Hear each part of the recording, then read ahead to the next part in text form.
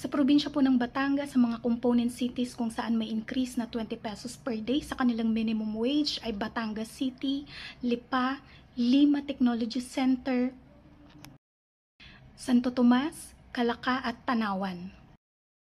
Tayabas at Lucena City naman po sa probinsya ng Quezon ang may increase na 20 pesos sa kanilang minimum wage.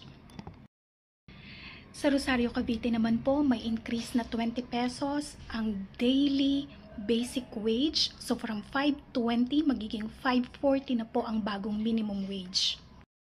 Sa 4th, 5th, and 6th class municipalities naman po ng probinsya ng Cavite, Laguna, Batangas, Rizal at Quezon ay may increase na 30 pesos ang minimum wage. So mula sa 420 magiging 450 na po ang daily basic wage sa mga nabanggit kong lugar.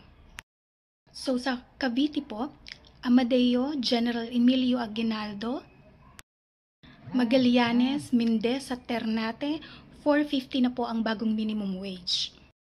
Sa probinsya ng Laguna, sa Fami, Liliw, Mabitac, Luisiana, Mahayhay, Magdalena, Paite, Pakil, Pangil, Rizal, Santa Maria, at Victoria. Sa Laguna, 450 na rin po ang bagong minimum wage mula sa dating 420.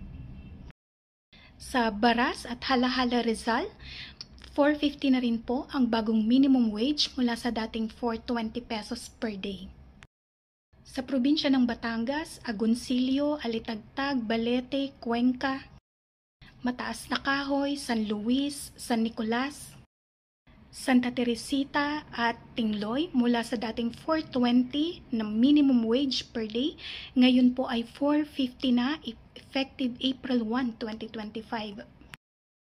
Sa province of Quezon, sa Agdangan, Alabat, Bordeos, Buenavista, Dolores, General Luna, Humalig, Macalelon, Padre Burgos, Panukulan, Patnanongan, Perez, Plaridel, Pitogo, Quezon, Sampaloc, San Andres, San Antonio at Unisan mula sa dating 420 na minimum wage per day, ngayon po ay 450 pesos na effective April 1, 2025.